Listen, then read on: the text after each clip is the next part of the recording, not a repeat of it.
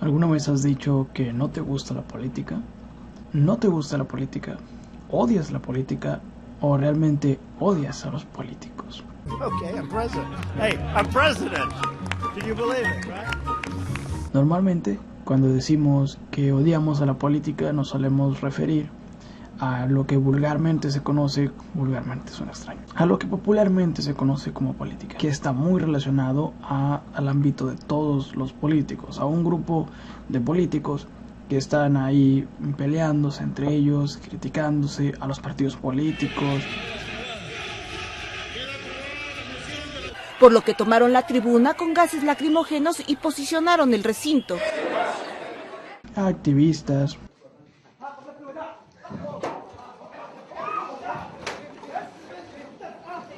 y a una persona con un micrófono en algún lugar. Decirnos golpeadores, mentirosos, calumniadores, mercenarios. A funcionarios públicos. Cocaine. Exactly. Yes, I have smoked crack cocaine. I'm Gerald Ford, and you're not. I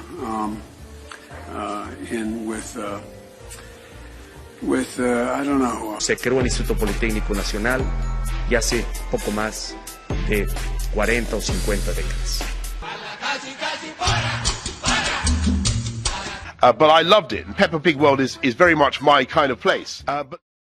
Bueno, en realidad todos somos entes políticos de alguna forma y todos participamos en la política todos los días. La política, con el término antiguo, en realidad, o más bien su origen, nos implica a todos, a todo mundo, excepto a los idiotas, literalmente, y a los esclavos. Los idiotas eran las personas que no podían participar en la política, y algunos esclavos incluso no podían participar los esclavos en la política.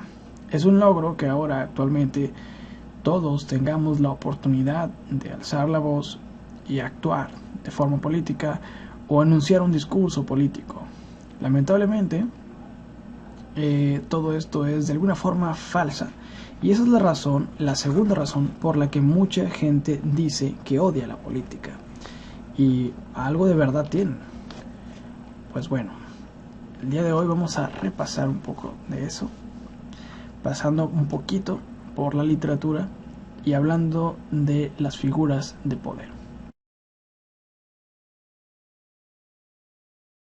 Llegó un momento en la humanidad en la que todas las personas fueron nombradas legalmente por constituciones como iguales. El diputado Ramón Soto del Partido Libre le prende fuego a la Constitución de la República. No había esclavos, supuestamente, aunque hoy en día, 2022, siglo XXI, seguimos viendo todavía casos de personas que son esclavas, y algunos quizás no sean esclavos, pero literalmente le pertenecen a alguien. Tienen a un patrón al cual toda su familia le debe. Toda la familia le debe a dicho patrón y viven por ese patrón. Le deben la vida, literalmente. Y bueno, están nosotros, los empleados, que algunos de ellos pues también tienen un poco coartadas sus libertades, sus derechos, y pues también son, bueno, es un tema que quizás no deberíamos tocar. Y bueno, así podríamos mencionar muchos casos en los que, y ejemplos en los que vemos que las personas no son realmente iguales ante la ley, o que tenemos dificultades para ejercer nuestros derechos a fin de cuentas. ¿Y eso tiene que ver con la política? Sí tiene que ver con la política. Nos compete a todos, le compete a lo público. ¿Y qué es lo que está ocurriendo? Le prende fuego a la Constitución de la República. Bueno, para eso dije que íbamos a hablar de literatura. Durante años esta situación así ha continuado, y lo que pasa es que uno de los entes políticos son las figuras de poder. Son nombrados de muchas formas por diferentes autores, pero algunos de ellos los concretan en algo llamado poder fáctico. Los poderes fácticos se pueden ver en muchos niveles. un poder fáctico es un ente o un grupo de personas, ya sea, cuando digo un ente puede ser una persona, una organización, una empresa, etc. Un grupo de personas, una facción, un partido, mantienen un poder de facto, de hechos. Y el que manda soy yo.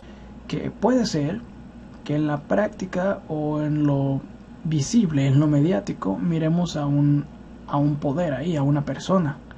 Pero en la vida real existe un poder fáctico, alguien que con acciones hace lo que quiere. The Peppa Pig world. No se le puede tocar y hace literalmente lo que quiere. Peppa Pig world. Not enough. Entonces, los poderes fácticos hasta el día de hoy siguen existiendo y es muy posible que sigan existiendo durante muchos años más. ¿Por qué? Porque nuestra sociedad así está hecha. No estoy justificándolo, solamente lo estoy describiendo.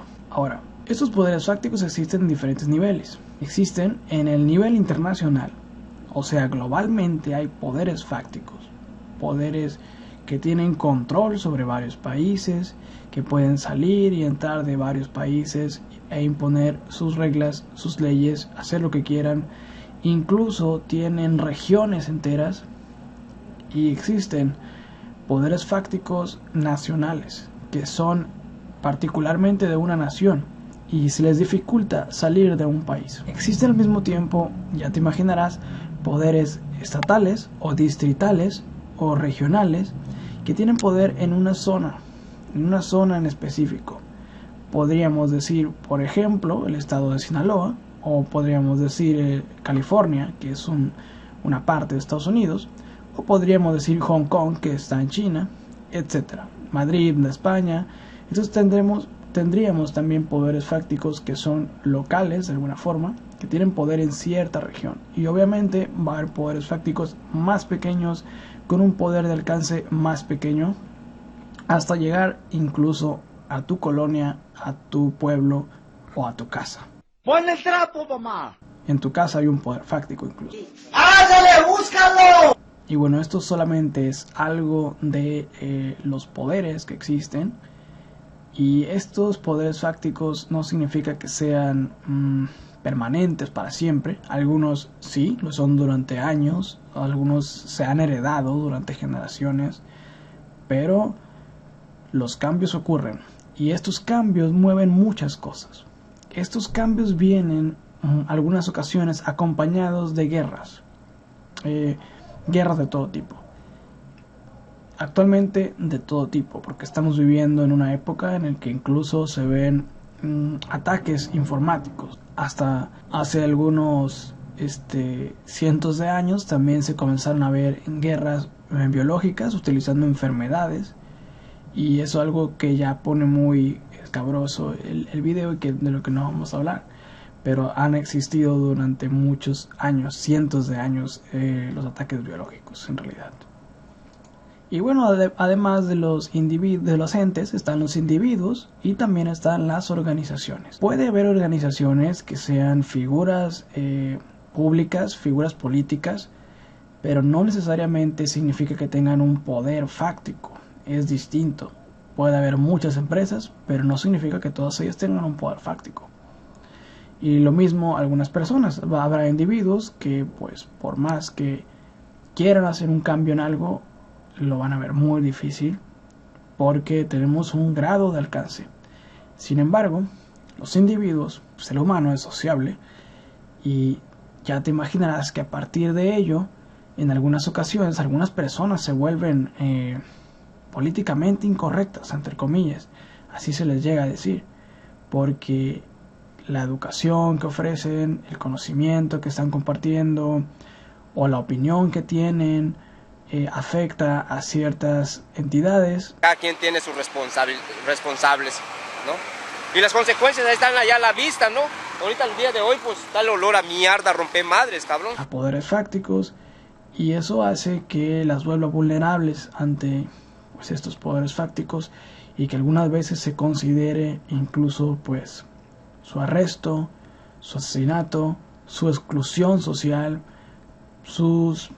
que sean silenciados, vaya, de una forma u otra.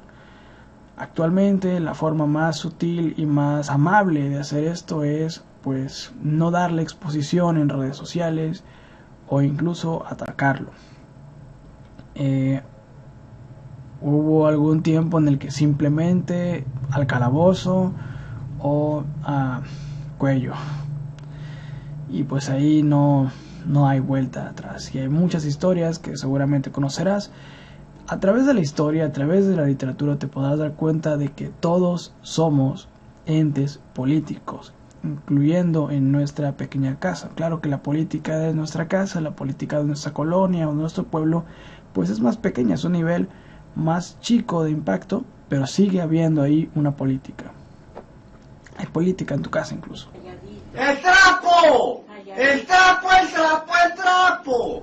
Para hablar de todo esto, muchos escritores durante muchos años han intentado abordarlo de muchísimas formas, incluyendo Moby Dick. No sé si conocen esa historia, ojalá que sí, porque es un clásico. La literatura tiene un tema político entre sus metáforas. Pero hoy no vamos a hablar de Moby Dick, vamos a hablar de la ciencia ficción. Existen unos clásicos de la ciencia ficción que abordaron el tema de lo social y de la política, y cómo se manejaba.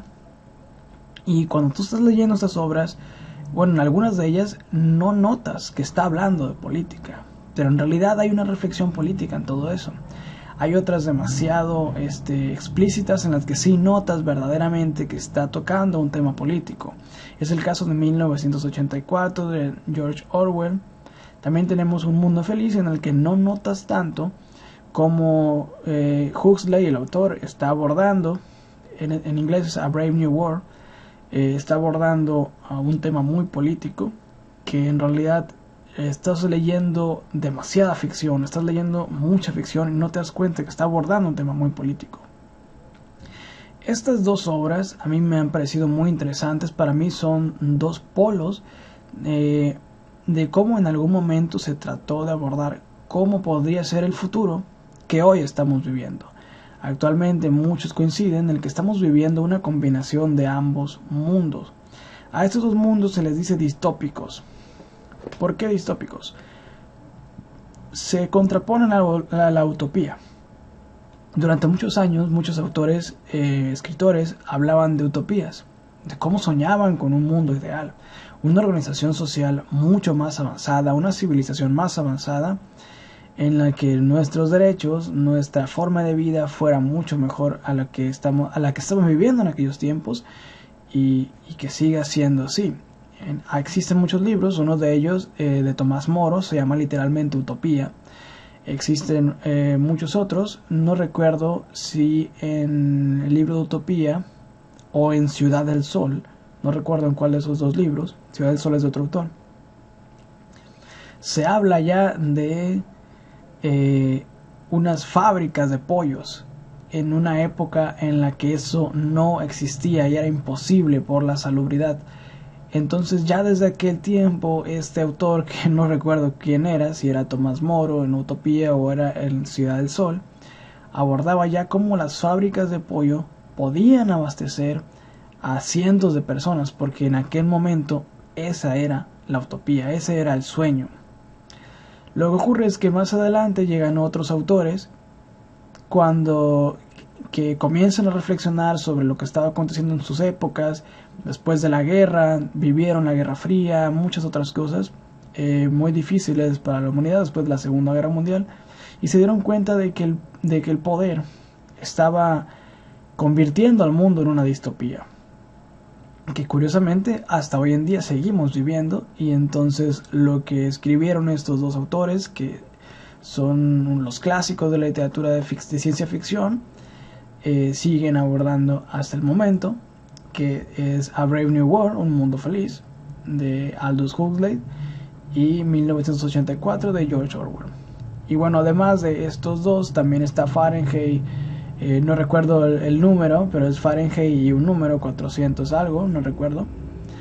En este libro, en este otro libro, existían la figura de unos personajes llamados los bomberos. Estos bomberos se encargaban de quemar libros. Este rollo que tiene el autor de Fahrenheit es parecido al orwelliano, así le dicen, a la teoría de Orwell. La teoría de Orwell era que para controlar a la sociedad habría que reprimirla y censurar la información, habría que recortar la información. La teoría de Aldous Huxley era que para controlar a la sociedad habría que mantenerla feliz. Tan feliz que no le importara nada de lo que está ocurriendo. Esa persona podría encontrarse con la verdad, topársela con la verdad o intentar criticarla, pero recibiría tanta felicidad que lo olvidaría, lo ignoraría y pasaría de largo. Estas son las dos teorías que se contraponen y, como les digo, muchas personas, analistas, críticos y personas que hacen memes y personas que hacen ilustraciones, críticos literarios, concuerdan en que actualmente estamos viviendo una combinación del orwelliano y de la propuesta de Huxley. Hay censura, hay manipulación de la información, hay muchas formas de mantenernos felices, contentos, distraídos y no pensar en la política, no pensar en lo que nos acontece. Las dos cosas las estamos viviendo actualmente. Y bueno, creo que ya fueron bastantes minutos de lo que abordé ese tema. Más adelante me gustaría ahondar más en estos dos autores, más en estos temas y también mencionarles nueva ciencia ficción que hay, nuevas propuestas que hay, para que comparemos cómo lo hicieron esos autores clásicos y otros autores anteriores. Por ejemplo, podemos ver también a Ciudad del Sol y Utopía para ver cómo estamos viviendo en la realidad actualmente.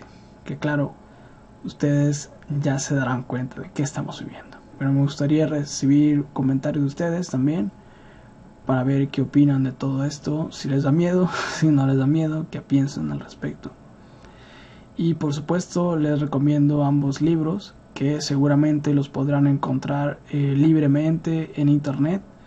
Y si no, también es muy fácil conseguirlos. Hay versiones más largas que otras, obviamente yo recomiendo las más largas. Y bueno, sin más que agregar, me despido. Muchas gracias por ver el video.